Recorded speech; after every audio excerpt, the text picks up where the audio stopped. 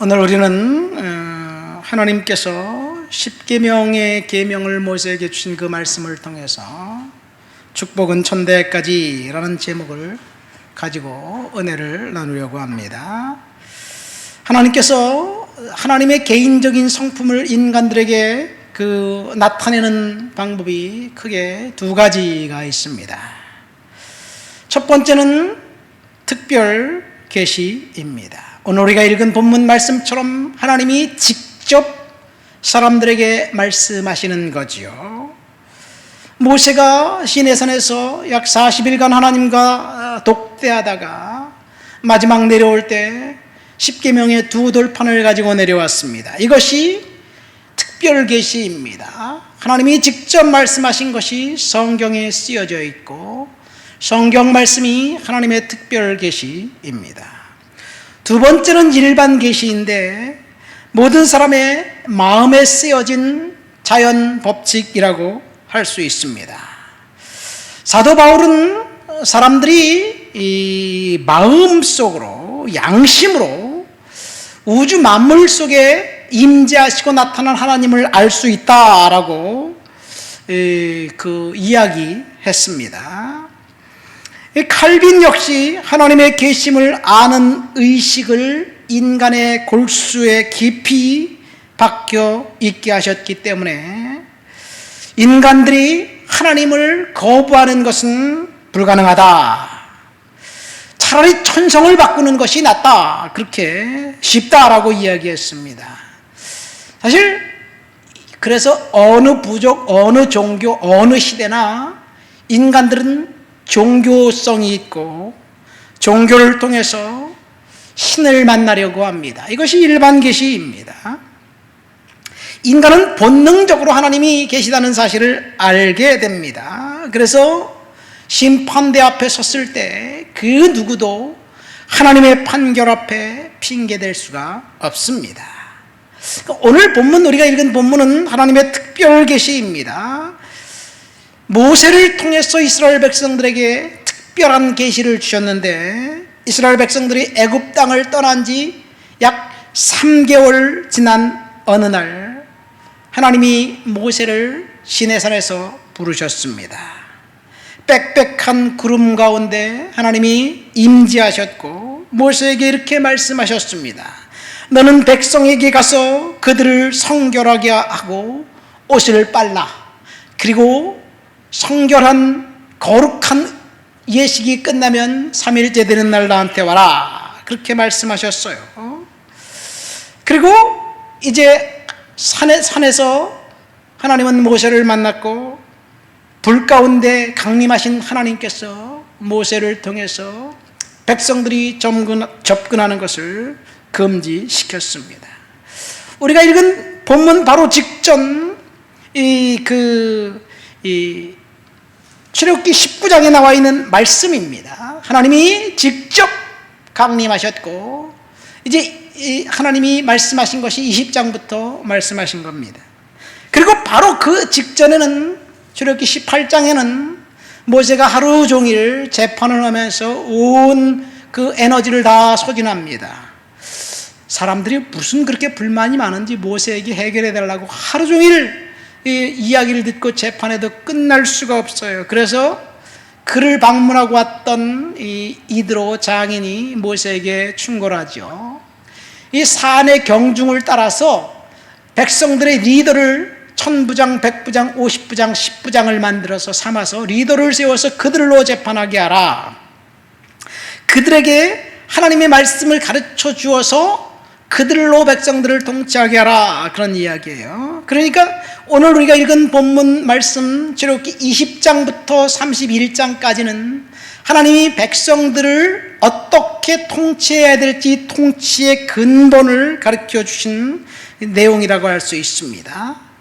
그리고 출애굽기 오늘 우리 읽은 본문 20장부터 31장까지의 말씀, 그 말씀 중에 특별히 제사 제도를 중심으로 해서 그 600가지가 넘는 율법을 구체적으로 서술한 것이 레위기서입니다. 그러니까 레위기는 굉장히 딱딱한 명백한 제사법, 제사 제도 이런 것들이 나와 있어요. 그것이 출애굽기 20장부터 31장까지의 내용을 확장해 놓은 것입니다. 하나님이 모세는 하나님과 독대하고 있는 사이 이스라엘 백성들은 산 밑에서 금송아지를 만들어 놓고 먹고 마시고 춤추고 뛰놀고 있었습니다. 이 금송아지는 신에 대한 욕구였습니다. 아론은 모세가 하나님을 만나러 간 사이에 시간이 지나도 내려오지 않자 모세가 죽었는지 의아해하면서 자기가 애굽에서 알고 있었던 종교 행위를 백성들과 함께 진행했습니다.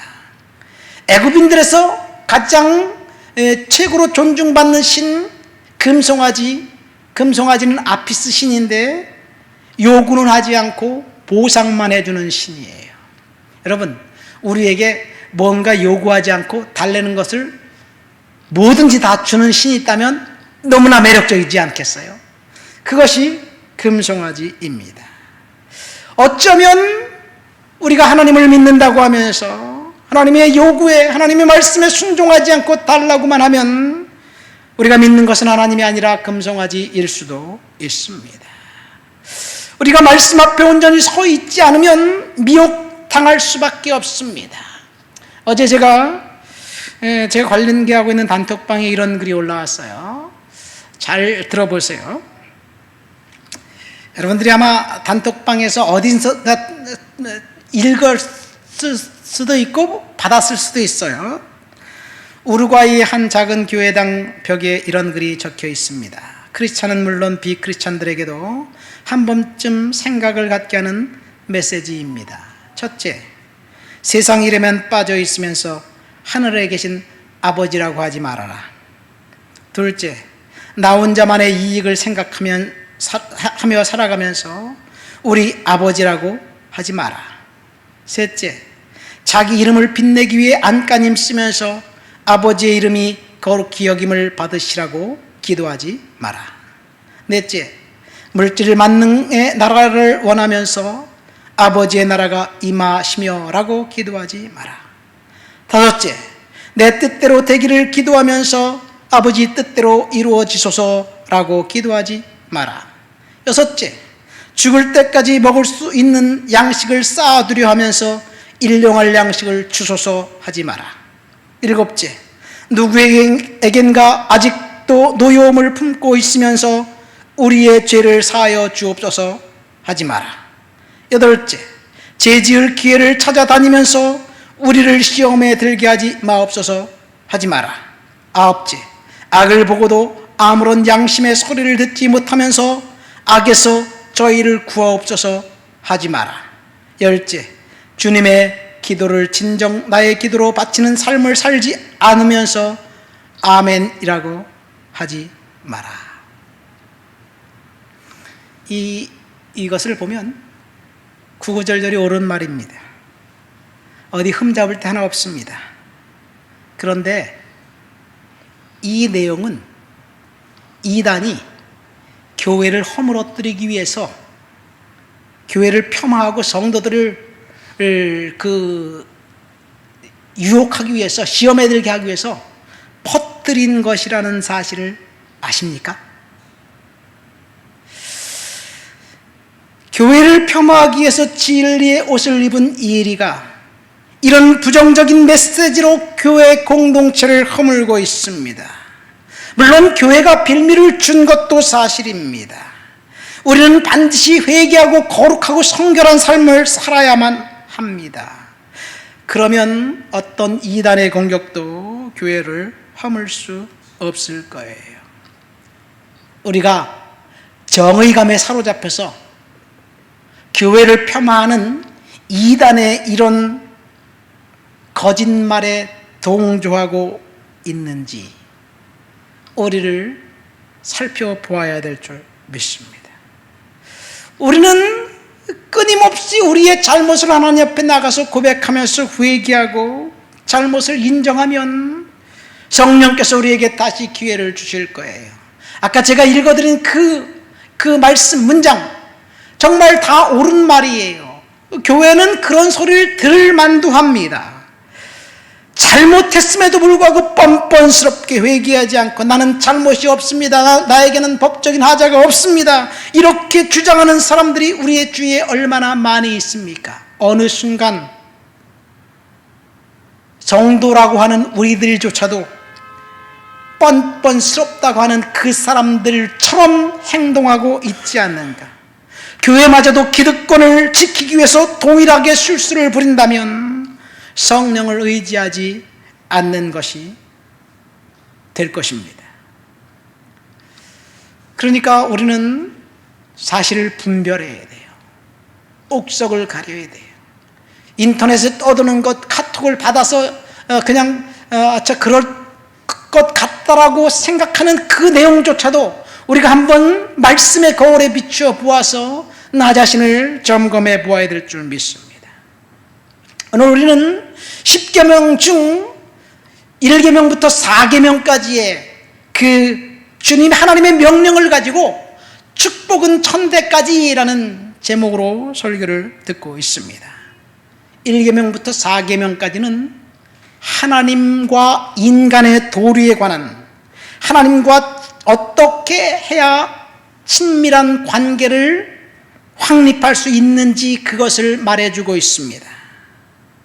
하나님은 그의 백성과 인격적인 관계를 원하십니다. 그래서 우리는 유일하고 진정한 하나님을 예배해야만 합니다. 두 번째, 우리는 하나님만 존중해야 합니다. 우상을 만들어내서는 안 됩니다.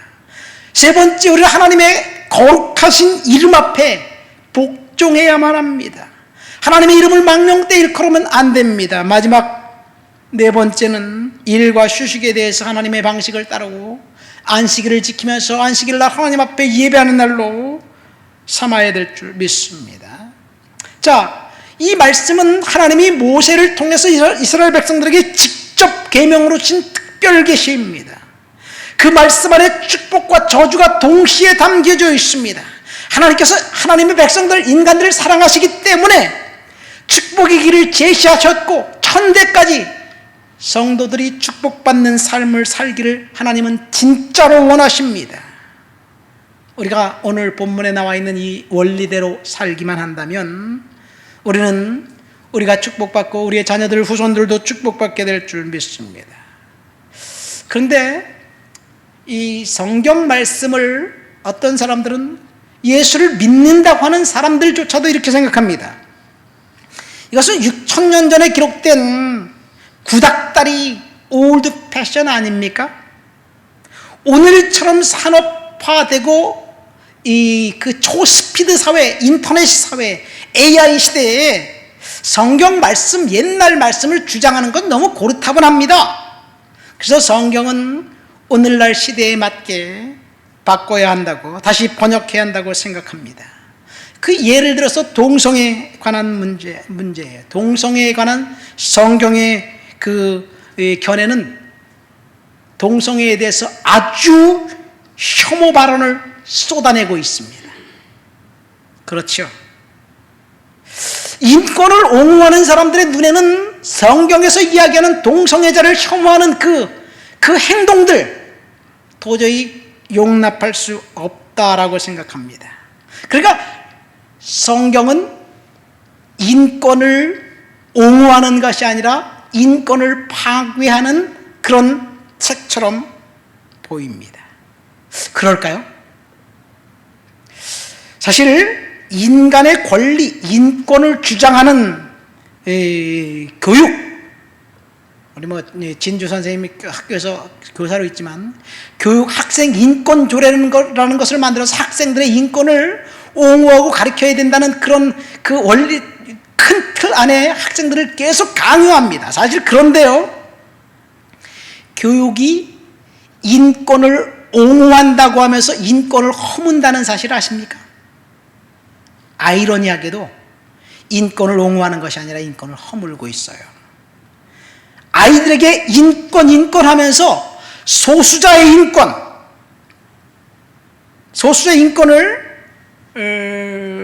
지켜줘야 한다고 이야기하면서 약자의 인권, 피해자의 인권을 지켜줘야 한다고 이야기하면서 인권 유린의 행동을 서슴지 않고 행하고 있습니다. 성경이 가장 인간의 인권을 마지막 보루까지 지켜주고 있는 것이 성경이에요. 아니, 인간을 하나님의 형상대로 창조하셨다라는 그 하나님의 선언, 그 선언은 인권을 옹호하는 최후의 보루입니다. 그래서요, 성경이 보는 인간과는 하나님의 형상이에요. 신의 모습으로 우리를 창조하셨어요. 그래서 우리가 신을 그 존중하는 것처럼 사람들을 존중해야 됩니다. 그러나 과학과 교육과 철학에서의 인간은 하나님의 형상이 아니라 물질이에요. 원숭이가 변해서 인간이 되었다고 주장합니다. 결국 교육에서 말하는 인간은 신의 형상이 아니라 동물의 한 종으로 전락하고 난 다음에 피해자의 인권은 옹호한다고 생각하고 주장하면서 가해자에 대해서 인권 유린을 서슴지 않고 있습니다. 이것이 오늘날 세상에서 말하는 인권이고 그리고 법에서 말하는 인권입니다. 동성애 옹호하면서 동성애자들의 인권을 지켜준다고 이야기하면서 그들이 어떤 행동을 하든지 다 허용한다는 그것은 아이러니예요. 자, 오늘 말씀을 듣기 전에 먼저 4절부터 6절까지 한번 잠깐 읽어볼까요? 본문 4절부터 6절까지 읽어보시겠습니다. 무엇이 축복은 천대까지 하나님이 주시려는 계획인지 한번 보도록 하겠습니다. 너를 위하여 새긴 우상을 만들지 말고 또 위로 하늘에 있는 것이나 아래로 땅에 있는 것이나 땅 아래 물속에 있는 것에 어떤 형상도 만들지 말며 그것들에게 절하지 말며 그것들을 섬기지 말라. 나 내 하나님 여호와는 질투하는 하나님인즉 나를 미워하는 자의 죄를 갚되 아버지로부터 아들에게로 3, 4대까지 이르게 하거니와 나를 사랑하고 내 계명을 지키는 자에게는 1000대까지 은혜를 베푸느니라. 이 말씀은 두 번째 십계명의 두 번째 계명, 이제 그 우상을 섬기지 말라는 그 계명 속에 있습니다. 우상을 섬기지 말라는 그 계명 속에 축복과 저주의 길이 동시에 있다는 이야기예요. 축복의 길은 하나님을 사랑하고 계명을 지키는 자에게는 1000대까지 축복과 은혜를 베풀어 주시겠다는 약속입니다. 반면에 저주의 길은 하나님을 순종하지 않고 우상을 숭배하는 사람들에게 하나님이 저주하겠다고 경고하는 겁니다. 근데 그 저주가 3, 4대까지 저주가 임한다는 이야기예요. 불순종함으로 죄를 품고 있는 사람들이 그 죄 때문에 저주를 받는데 그 죄의 영향력이 3, 4대까지 미친다는 이야기예요.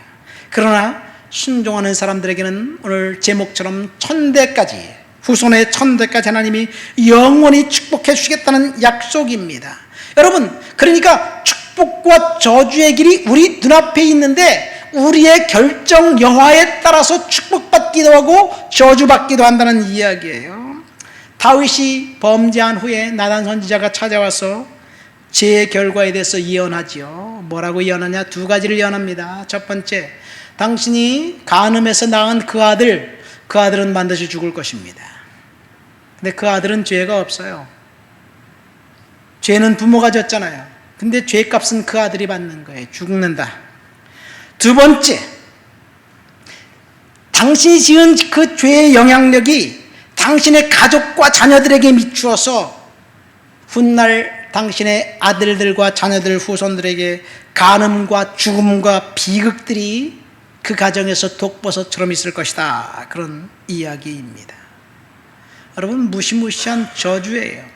딱 한 번 죄를 지은 것 때문에, 다윗이 딱 한 번 죄를 지은 것 때문에, 그 죄 때문에 자식들이 죽고 자식들이 죄의 영향력을 받고 있다는 이야기예요.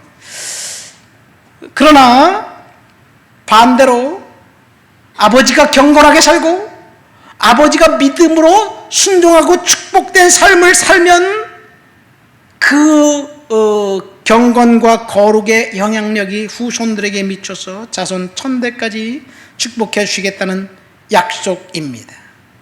여러분, 이것을 어떻게 우리가 해석해야 될까요?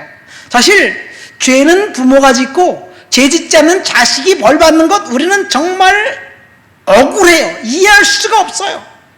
그렇지만 이 세상은 그런 세상이에요. 예를 들어서 임신한 그 엄마가 임신 사실을 모르고 감기약을 먹는다든가 엑스레이를 찍었다고 생각해 보세요. 그러면 그 엑스레이 영향은 태 속에 있는 아이에게 미칩니다. 사실 제가 밴쿠버에 있을 때 어떤 예쁜 부인이 뭐 잘 살고 아주 예쁘고 학력도 높은 부인인데 그 딸 아이가 좀 장애했어요. 나중에 알고 봤더니 이 임신한 사실을 모르고 감기약을 먹어가지고 그렇게 됐다고 그러더라고요. 참 안타깝지만 우리들 주변에서 늘 볼 수 있는 일입니다. 그러니까 성적인 죄는 아주 치명적인 저주가 임하는 거예요. 다윗이 그와 같습니다. 어떻게 경건한 다윗이 한 번 실수로 그토록 엄청난 가정의 저주가 찾아왔을까요? 바세바와의 간음 사건은 두고두고 다윗의 가정을 괴롭혔습니다. 사실 이렇게 보면 좀 자의적으로 해석할 수 한 것일지 모르겠지만 사실 그 음란의 죄의 뿌리는 다윗의 조상에게로 가. 다윗의 고조 할머니가 라합이에요. 기생 라합. 우리 성경은 뭐 기생 라합이라고 하지만 기생 하면 조금 좀 우리는 그 드라마 같은 데서 보기 때문에 좀 뭐 좋게 생각을 할 수도 있어요. 뭐 이 논개 같은 기생은 임진왜란 때 적장을 가슴에 품고 자살해 죽었잖아요. 그러니까 애국자예요. 그러나 기생 라합은 영어 성경은 프로스티튜트, 창녀입니다. 다윗의 고조 할머니가 창녀였어요. 그 창녀였던 그 할머니가 그 살몬이라는 사람을 만나고 그 다음에 이제 그 여리고 성에서 그 하나님을 만나고 인생이 변화됐지만 그 여성을 괴롭혔던 죄의 뿌리는 여전히 남아 있어서 사탄이 계속해서 공격을 하는 거예요. 다윗이 그 후손들이 믿음을 잘 지키고 있었는데 어느 순간 죄의 부정적인 영향력이 성령 충만을 잃어버린 다윗을 덮쳤습니다. 그리고 다윗은 죄를 짓고 맙니다. 하나님은 축복을 순종 뒤에 숨겨 놓았습니다. 순종한 성도들에게는 천대까지 축복하신다고 이야기하고 있는데, 그래서 우리는 죄를 끝까지 멀리하면서 하나님 앞에 믿음으로 살려고 발버둥 쳐야 될 줄 믿습니다. 어떤 의미에서 보면 조상들이 지은 죄 때문에 후손들이 저주받도록 이미 정해졌다는 것은 불공평해 보입니다. 그러나 사실은 이 이야기는 훗날 저주에 대한 이야기가 아니라 예수 그리스도께서 죄의 전가, 죄로부터 구원받는 구원의 그 놀라운 이야기로 반전시켜버려요.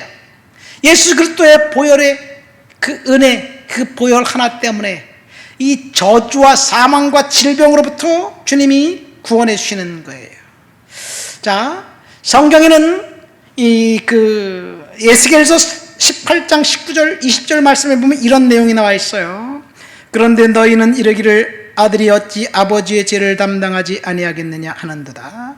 아들이 정의와 공의를 행하면 내 모든 율례를 지켜 행하였으면 그는 반드시 살려니와 범죄하는 그 영혼은 죽을지라. 아들은 아버지의 죄악을 담당하지 아니할 것이요 아버지는 아들의 죄악을 담당하지 아니하리니 의인의 공의도 자기에게로 돌아가고 악인의 악도 자기에게로 돌아가리라. 사실 성경에서 말하는 것은 아버지의 죄 때문에 자식이 벌 받는 게 아니에요. 근데 그런 것처럼 지금 우리는 듣고 오해하는데, 사실 부모가 죄를 지었는데 그 자식이 부모의 죄 때문에 벌 받는다는 것은 아닙니다. 이 연좌제는 왕권 시대에 있었잖아요. 조선 시대는 삼족을 멸하고, 그 다음에 북한에서는 장성택을 처형할 때 장성택과 사진 찍은 사람만 있으면 다 죽여버린 거예요. 김정은이 한 1000명 정도를 죽였다 그러잖아요.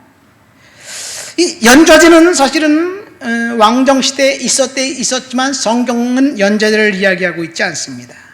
중요한 것은 자신이 지은 죄 때문에 죄의 값을 받는 거예요.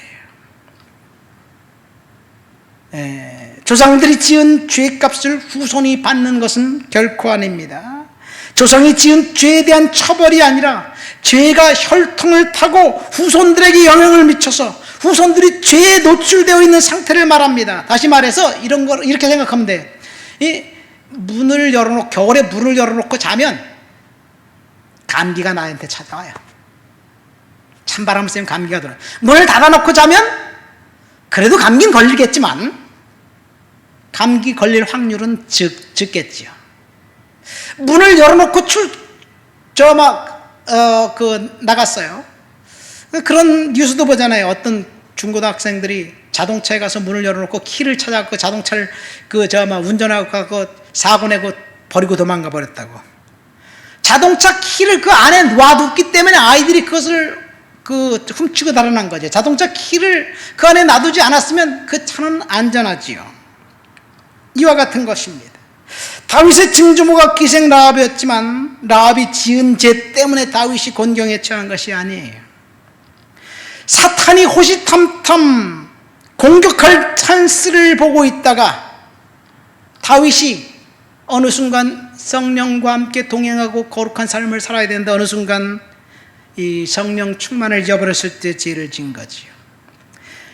성경은 아담이 지은 죄 때문에 그 원죄 때문에 인간들이 지옥 간다고 이야기하지 않습니다. 이런 맥락에서 보면 죄가 없는 어린아이는 결코 지옥에 갈 수가 없습니다. 잘 들으세요.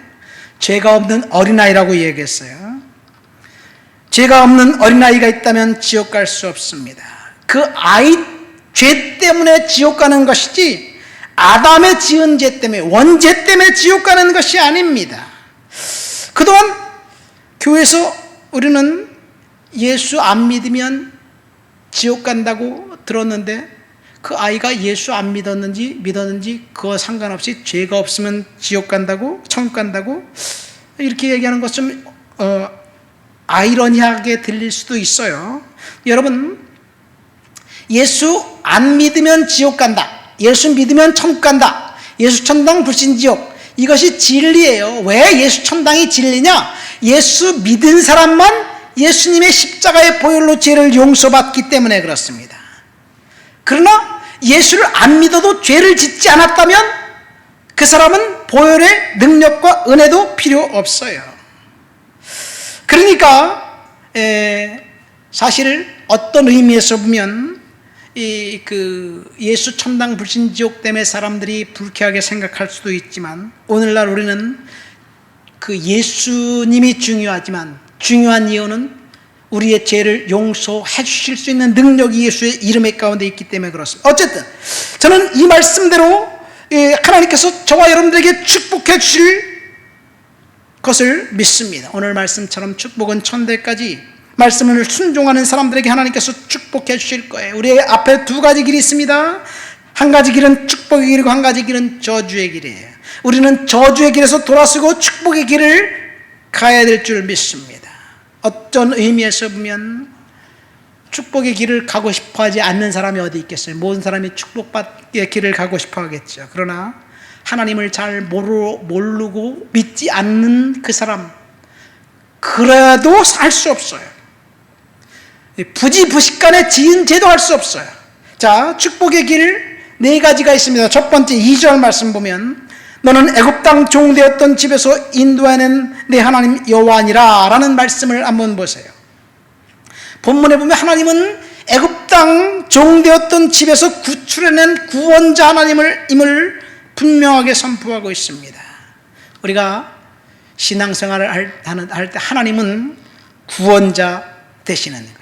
오직 하나님 한 분만이 구원자가 되신다는 사실을 성경은 밝히고 있습니다.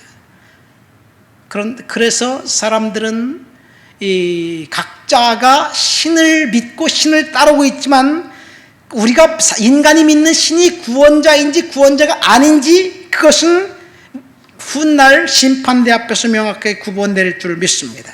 구원자 되신 하나님께서 축복의 길을 네 가지를 말씀하셨어요. 첫 번째, 축복의 길은 나 외에 다른 신을 두지 말라는 3절 말씀에 있습니다.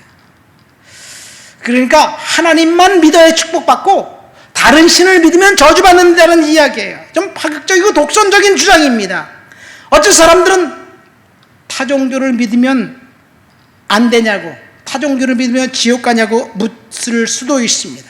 어째서 예수만 믿어야지 구원받는다는 사실을, 그 사실 때문에 사람들이 불편해 하기도 합니다. 왜 자기들만 믿는 종교만 옳고 내가 믿는 종교, 타종교는 진리가 아니냐고 목소리부터 높여도 할 수 없어요. 원래 진리라는 것은 배타적인 것이에요, 사실은.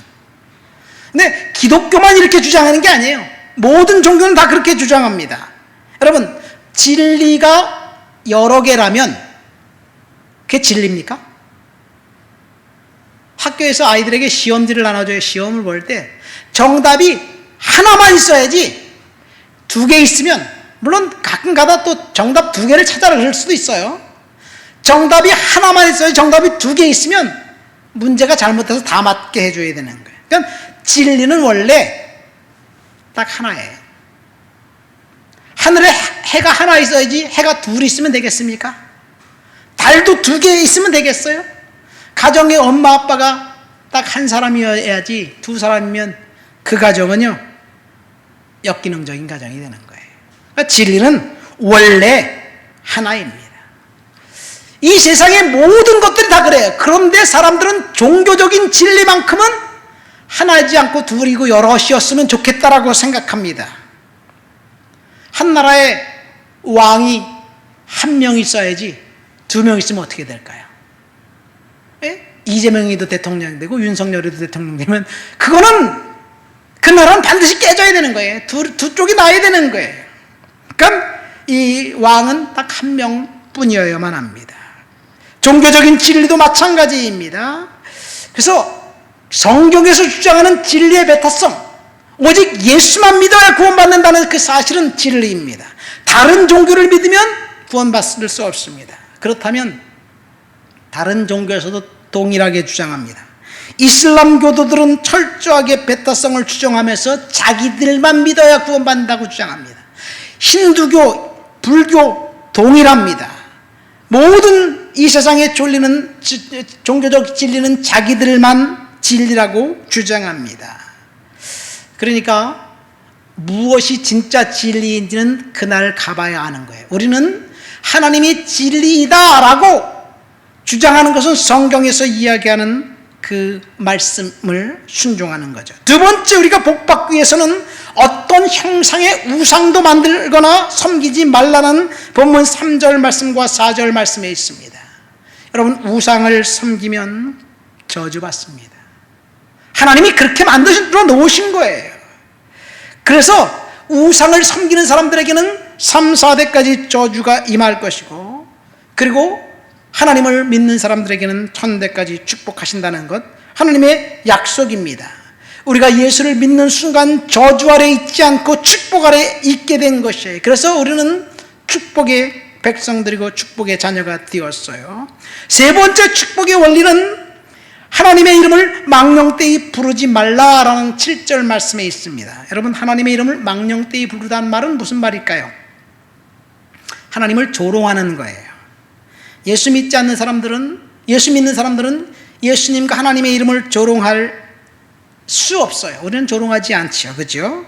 그럼 예수 믿지 않는 사람들이 하나님을 조롱하는 것은 어떻게 되나요? 그것 때문에 저주받는 거예요. 나는 하나님을 잘 모르는데 하나님을 난 믿지 않기 때문에 뭐 내가 조롱하든지 말든지 상관없어요. 그것도 할 수 없어요. 그것 때문에 엄연한 그 죄예요. 그러나 우리가 몰라서 하나님의 이름을 망령되이 한다, 일컬은다, 그럼 어떻게 될까요? 예를 들어서 여러분, 어떤 사람 말끝마다 영어를 조금 배운다는 사람 오 마이 갓 그렇게 말하는 사람들이 있어요. 그거 하나님의 이름을 망령되이 일컫는 거예요. 제가 원당에서 교회를 개척할 때 십자가를 만들려고 인터넷을 뒤져서 십자가 만드는 회사의 이름을 지었더니 회사 이름 자체가 오 마이 갓이야. 성도들하고 보니까 전화할 때 오마이갓입니다 그래갖고 제가 얼마나 가슴이 아팠는지 몰라요. 잘 몰라서 오마이갓 그러는데 그거는 하나님의 이름을 망령되이 일컫는 거예요. 제가 유학 갔더니 미국 사람들이, 캐나다 사람들이 말끝마다 Jesus Christ, Oh God 그렇게 외쳐요. 처음에는 쟤네들은 진짜 예수님 하나님을 너무 사랑하나 보다 그랬더니 보니까 문맥을 보니까 그게 아니야. 욕할 때 쓰는 말이에요. 이게 하나님 망령되이 일컫는 말이에요. 하나님의 이름을 예배 시간 외에 부르는 것이 주님의 이름 망령되이 일컫는 거예요. 그래서 성경에는요 야훼 여호와라는 이름을 히브리인들이 아예 부르질 않아갖고 그 이름을 쓸 수 없어. 이름 자체를 잊어버렸습니다.